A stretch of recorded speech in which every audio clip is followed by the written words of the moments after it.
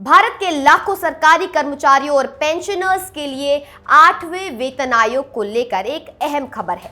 सरकार ने हाल ही में 8वें वेतन आयोग के नियम यानी टर्म्स ऑफ रेफरेंस जारी किए हैं, लेकिन कर्मचारी और पेंशनर संगठन इन नियमों में कई महत्वपूर्ण बदलाव की मांग कर रहे हैं। अगर ये 7 बातें मान ली जाएं, तो कर्मचारियों और पेंशनर्स को काफी राहत मिल सकती है। 7वें वेतन आयोग की अवधि 31 दिसंबर 2025 को खत्म हो रही है। हर 10 साल में नया वेतन आयोग लागू होता है, इसलिए 8वें वेतन आयोग की सिफारिशें 1 जनवरी 2026 से लागू होनी चाहिए। लेकिन सरकार ने अभी तक टर्म्स ऑफ रेफरेंस में इस तारीख का कोई स्पष्ट उल्लेख नहीं किया है। ये अस्पष्टता कर्मचारियों के बीच चिंता का कारण बन गई है। All India defence employees federation AIDEF, CCGEW और भारत पेंशनर समाज जैसे बड़े संगठनों ने प्रधानमंत्री मोदी और वित्त मंत्री निर्मला सीतारमण को पत्र लिखकर सुधार की मांग की है। संगठनों ने टर्म्स ऑफ रेफरेंस में 7 महत्वपूर्ण बदलावों की मांग की है।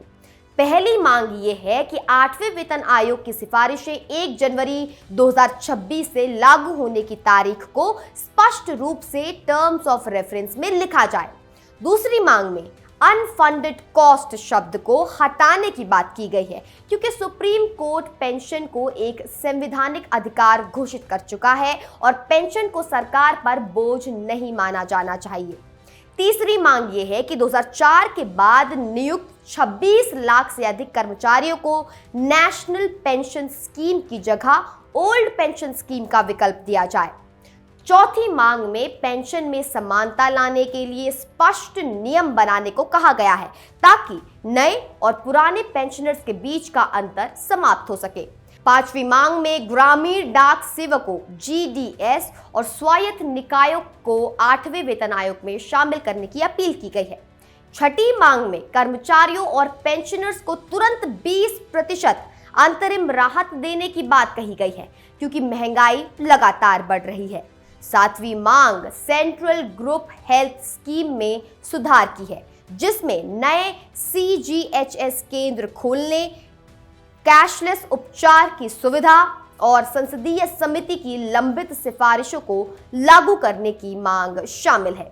8वें वेतन आयोग की अध्यक्षता सुप्रीम कोर्ट की पूर्व जज जस्टिस रंजना प्रकाश देसाई कर रही हैं।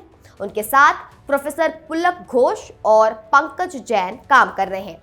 सरकार ने आयोग को 18 महीने का समय दिया है, अर्थात आयोग की रिपोर्ट 2026 के मध्य तक आ सकती है।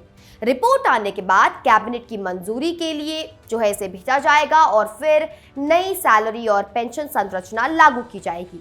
ये ध्यान देने योग्य है कि AIDEF और CCGEW ने 30 साल की सेवा पूरी कर चुके 69 लाख पेंशनर्स को 8वें वेतन आयोग से बाहर किए जाने का विरोध भी किया था।